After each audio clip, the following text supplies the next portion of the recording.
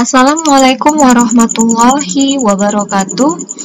Hello students, how are you today? Come back with me with Ustazah Indah. We will learn about English. So, the topic for today is about passive voice part 3. But before we start our lesson, it's better to start with basmalah. Bismillahirrahmanirrahim. Nah, nama Ustazah, kembali kita masuk pelajaran passive voice atau kalimat pasif bagian ketiga. Sebelum itu kita akan ulangi terlebih dahulu pola dasar dari kalimat pasif, yaitu subject plus to be plus verb 3 atau kata kerja bentuk ketiga plus by plus agent atau pelaku. Nah, berikut adalah tabel pola passive voice, kalimat pasif pada beberapa tenses. Nah, minggu lalu telah kita pelajari simple present, present continuous, dan simple past. Nah, untuk hari ini kita akan masuk ke future tense dan juga present perfect. Nah, pada future tense, bila pada kalimat aktif, rumusnya sebagai berikut, subject plus to be-nya will, plus kata kerja bentuk pertama, plus object.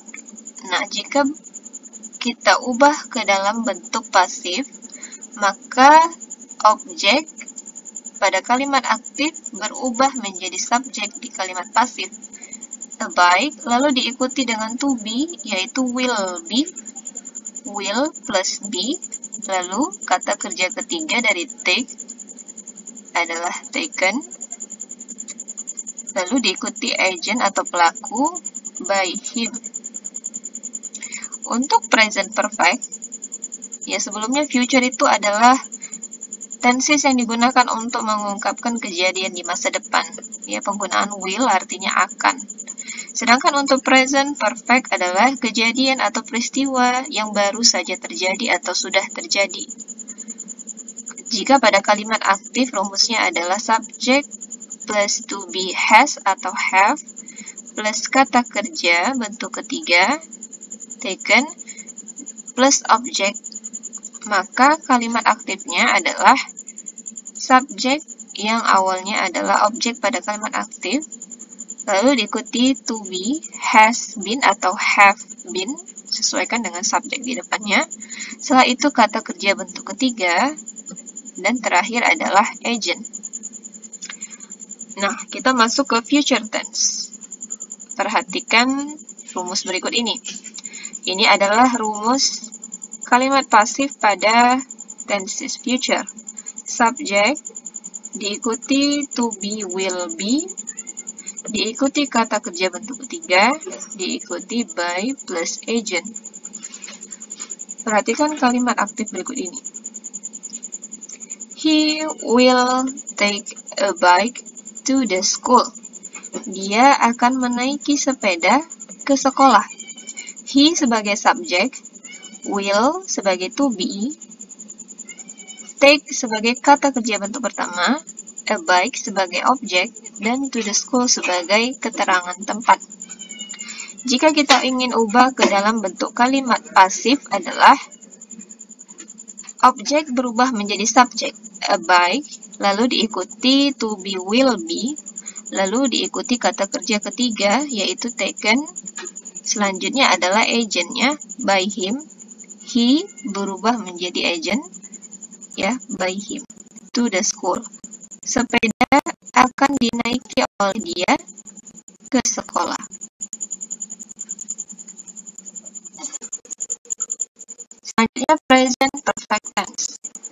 Present perfect tense digunakan untuk mengungkapkan kejadian yang telah terjadi atau sudah terjadi ataupun baru saja terjadi.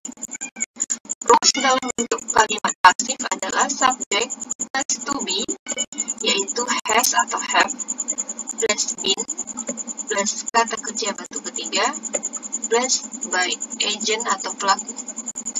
Perhatikan kalimat aktif berikut ini. He has taken a bike to the school. Dia sudah menaiki sepeda ke sekolah.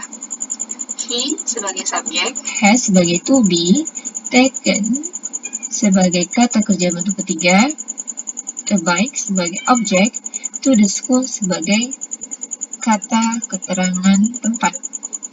Maka untuk kalimat pasifnya, objek berubah menjadi subjek, a bike, lalu diikuti to be a bike, has atau have, a bike, maka to be-nya adalah has, diikuti been, has been, lalu kata kerja ketiga, taken, diikuti agent atau pelaku, yaitu by him.